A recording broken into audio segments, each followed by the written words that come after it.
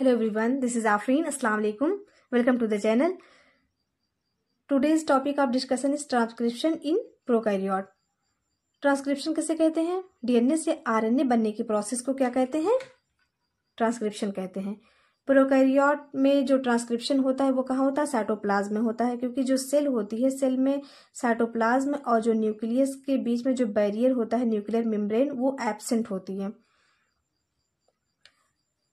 DNA double helical structure होता है और डीएनए के दोनों स्ट्रैंड एंटी पैरेलल होते हैं, पोलैरिटी वाले होते हैं। एक की पोलैरिटी अगर 3' to 5' है तो दूसरे की पोलैरिटी क्या होगी? 5' to 3' होगी। दोनों स्ट्रैंड एक दूसरे के कॉम्प्लीमेंट्री होते हैं। तो जो ट्रांसक्रिप्शन की प्रोसेस होनी है उसमें डीएनए के दोनों स्ट्रैंड पार्टिसिपेट नहीं करते हैं, सिर्फ एक ही स्ट्रैंड पार्टिसिपेट करेगा। और जो कौन सा स्ट्रैंड करेगा? जिसकी पोलैरिटी 3' to 5' है, उसको हम क्या कहेंगे? टेम्पलेट स्ट्रैंड कहेंगे। मीन एक गाइडेंस की तरह बिहेव करेगा, गाइड करेगा। किस लिए? ट्रांसक्रिप्शन की प्रोसेस में गाइडेंस का काम करेगा। और दूसरा स्ट्रैंड जिसकी पोलैरिटी 5' to 3' है, उसको हम क्या कहेंगे? कोडिंग स्ट्रैंड कहेंगे या सेंस स्ट्रैंड कहेंगे। ट्रांसक्रिप्शन की प्रोसेस में एक बहुत ही इंपॉर्टेंट एंजाइम का रोल होता है जिसको डीएनए डिपेंडेंट आरएनए पॉलीमरेज कहते हैं।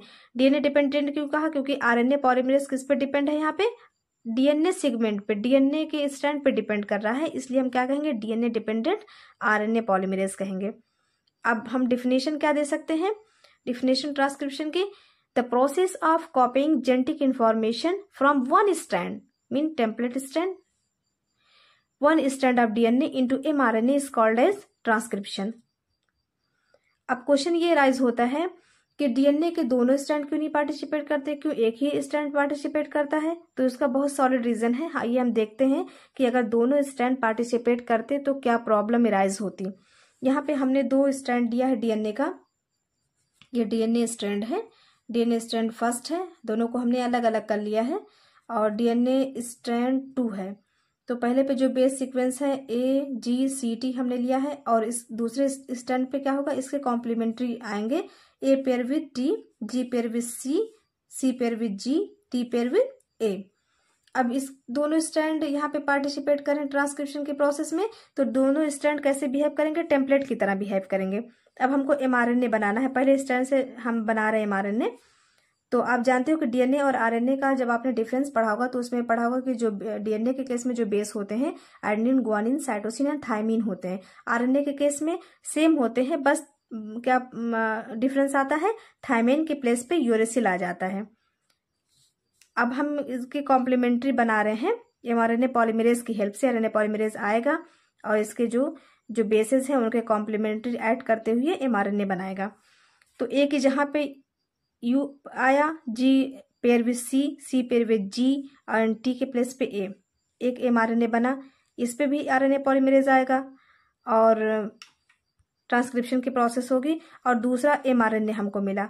अब आप गौर से देखिए कि ये जो दोनों स्ट्रैंड हमको मिले हैं एमआरएनए के, फर्स्ट एंड सेकेंड, दोनों स्ट्रैंड एक दूसरे के क्या है? कॉम्प्लीमेंट्री हैं।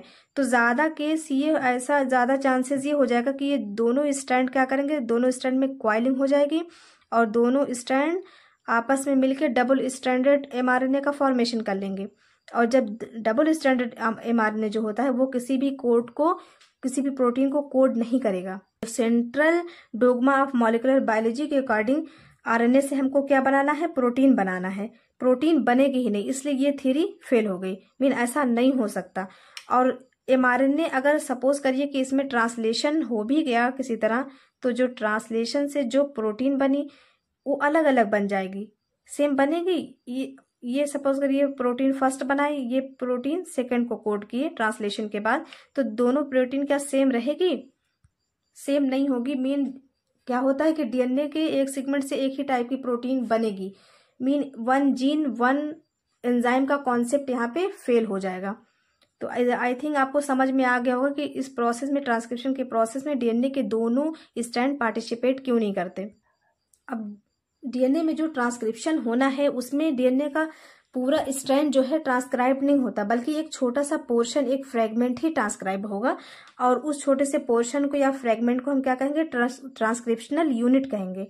ट्रांसक्रिप्शनल यूनिट कहते हैं उसको। Promoter, structural gene and terminator मिलके ट्रांसक्रिप्शनल यूनिट का फॉर्मेशन करते हैं। प्रमोटर क्या होता है? प्रमोटर वही रीजन होता है जहां पे आरएनए पॉलीमरेज आके बाइंड होता है और ट्रांसक्रिप्शन की प्रोसेस स्टार्ट होती है। स्ट्रक्चरल जीन क्या है? डीएनए का वो सेगमेंट है, वो फ्रेगमेंट जिसके पास एक्चुअल में जेनेटिक इन्फॉर्मेशन होती है आरएनए बनाने की, यही आरएनए का फॉर्मेशन करेगी। टर्मिनेटर क्या है? स्पीड ब्रेकर है। यहाँ पे पहुंचने के बाद जो है क्या होता है, ट्रांसक्रिप्शन की प्रोसेस क्या हो जाएगी? स्टॉप हो जाएगी। 3' to 5' एंड को हम टेम्पलेट स्ट्रैंड कहते हैं। अब 5' और 3' वाले डीएनए स्ट्रैंड को क्या कहेंगे? कोडिंग स्ट्रैंड कहते हैं। अब अगर हमें प्रमोटर और टर्मिनेटर की जो है कोई पोजीशन हमसे पूछे कि इनकी पोजीशन कहाँ है, तो हम किसके रेफरेंस में बताएंगे? हमेशा कोडिंग स्ट्रैंड के रेफरेंस में ही हम इनकी पोजीशन बताएंगे। जो 5' एंड होता है उसको अप स्ट्रीम कहते हैं और 3' एंड को डाउन स्ट्रीम कहते हैं। तो अगर हमें प्रमोटर की पोजीशन कोडिंग स्ट्रैंड के रेफरेंस में बतानी हुई तो हम कैसे बताएंगे? प्रमोटर कहाँ सिचुएटेड होगा? अप स्ट्रीम में। कोडिंग स्ट्रैंड के अप स्ट्रीम में सिचुएटेड होगा। टर्मिनेटर कहाँ सिचुएटेड होगा? ये कोडिंग स्ट्रैंड के डाउन स्ट्रीम में या 3' एंड में ये सिचुएटेड होगा। याद रखिएगा, कोडिंग स्ट्रैंड के ही रेफरेंस में हम बताएंगे। प्रोसेस ऑफ ट्रांसक्रिप्शन अब पढ़ते हैं। प्रोसेस ऑफ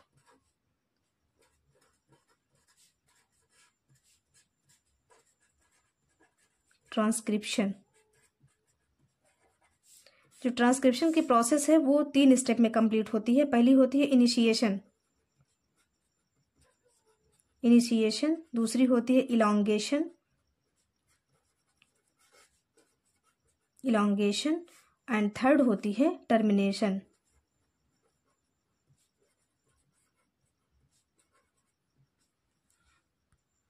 इनिशिएशन स्टेप में क्या होगा? इनिशिएशन में आरएनए पॉलीमरेज, कौन सा enzyme? RNA polymerase, DNA dependent और आरएनए पॉलीमरेज भी कह सकते हैं आप इसको, प्रमोटर साइड पे आके अटैच होगा और ट्रांसक्रिप्शन की प्रोसेस स्टार्ट हो जाएगी। इलांगेशन स्टेप में क्या होगा? इसमें न्यूली सिंथेसाइज जो है mRNA बन के रेडी होगा, तैयार होगा। डीएनए के स्ट्रैंड पे जो भी सीक्वेंसेस प्रेजेंट होंगे, आरएनए पॉलीमरेज उनको रीड करके उनके जो है कॉम्प्लीमेंट्री ऐड करते हुए mRNA का फॉर्मेशन करेगा। टर्मिनेशन स्टेप में प्रोसेस स्टॉप हो जाएगी, मीन ट्रांसक्रिप्शन की प्रोसेस रोक दी जाएगी। हम प्रोसेस ऑफ ट्रांसक्रिप्शन को डायग्राम की हेल्प से समझेंगे। पहला स्टेप क्या है? इनिशिएशन स्टेप, जिसमें प्रोसेस स्टार्ट होगी। इस प्रोसेस में with the help of RNA polymerase आएगा और उसको प्रमोटर साइड पे अटैच होना है, लेकिन उनको थोड़ा सा कंफ्यूजन होगी कि एक्चुअल में प्रमोटर साइड है कहाँ, मुझे अटैच कहाँ होना है। तो उनकी हेल्प कौन करेगा? उनको रास्ता कौन दिखाएगा? Sigma factor. ये है sigma factor RNA polymerase enzyme से अटैच हो जाएगा और उनको रास्ता दिखाएगा कि हाँ, आपको हम लेके चल रहे हैं प्रमोटर साइड पे। ये जो अटैचमेंट हो रहा है ये टेम्परेरी होगा, परमानेंट अटैचमेंट नहीं होगा। तो जैसे ही जाके आरएनए पॉलीमरेज और सिग्मा फैक्टर जाके प्रमोटर साइड पे अटैच होंगे, प्रोसेस स्टार्ट हो जाएगी और सिग्मा फैक्टर फौरन वहां से रिलीज हो जाएगा। दूसरी स्टेप है इलॉन्गेशन स्टेप। जैसे कि इसके नाम ही से शो हो रहा है, इलॉन्गेट होना, बढ़ना। तो इसमें बढ़ेगा कौन? आरएनए हम बना रहे हैं ना। तो यहाँ पे देखिए ट्रांसक्रिप्शनल जो है बबल का फॉर्मेशन हो जाएगा। मीन जो डीएनए के दोनों स्ट्रैंड है काफी एक दूसरे से उलझे हुए होते हैं, उनको ओपन अप होना, अनवाइंड होना जरूरी होता है।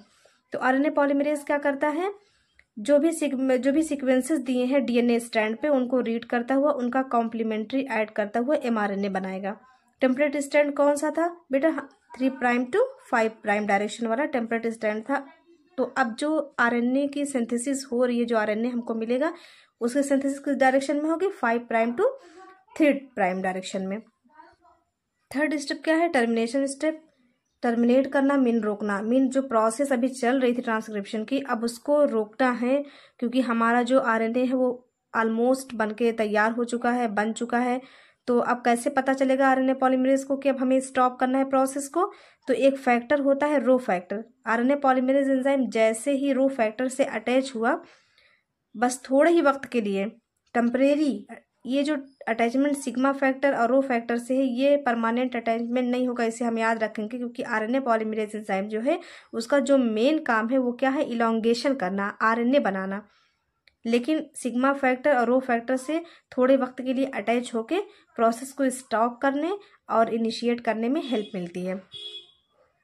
तो जैसे ही टर्मिनेशन साइड पे पहुंचा आरएनए पॉलीमरेज, रो फैक्टर से अटैच हुआ, प्रोसेस क्या हो जाएगी बेटा, स्टॉप हो जाएगी। और जो यहाँ पे आरएनए और डीएनए का जो हाइब्रिड बन रहा था, वहां से आरएनए क्या हो जाएगा, रिलीज हो जाएगा। आप देख रहे हैं कि पहले ट्रांसक्रिप्शन बबल कहाँ था, अब जब ये प्रोसेस स्टॉप होनी है तो ये लास्ट में पहुंच गया ट्रांसक्रिप्शन बबल। इसकी जो पोलैरिटी होगी ये 5' to 3' होगी। तो अगर आपको जो है एग्ज़ाम में एक क्वेश्चन अगर आपको इस तरीके से आया कि आपको टेम्पलेट स्ट्रैंड दिया है, कोडिंग स्ट्रैंड दिया है, आपसे कहा जाए कि एमआरएनए का जो है सेगमेंट बनाइए, स्ट्रैंड बनाइए, तो आप कैसे बनाओगे? अगर आपको कोडिंग स्ट्रैंड दिया है फिर आपको परेशान होने की बिल्कुल ज़रूरत नहीं है। बस आपको क्या करना है, जो सीक्वेंसेस कोडिंग स्ट्रैंड पे दिए हुए हैं उनको कॉपी पेस्ट कर देना है। बस डिफरेंस कहाँ आएगा, थायमीन के जगह पे हमको यूरेसिल कर देना है। यूरेसिल हम कर देंगे। इवन देखिए कि पोलैरिटी भी जो है सेम है, 5' to 3' और सब कुछ बिल्कुल सेम है। थायमीन की जगह पे यूरेसिल आ जाएगा। आई होप आपको प्रोसेस ऑफ ट्रांसक्रिप्शन अच्छे से समझ में आया होगा। और अगर जीन का रेगुलेशन ट्रांसक्रिप्शन लेवल पे आपको पढ़ना है प्रोकैरियोट में, तो इससे पहली वाली वीडियो ज़रूर देखें। Thanks for watching. वीडियो को लाइक, शेयर एंड सब्सक्राइब ज़रूर करें। Thank you so much.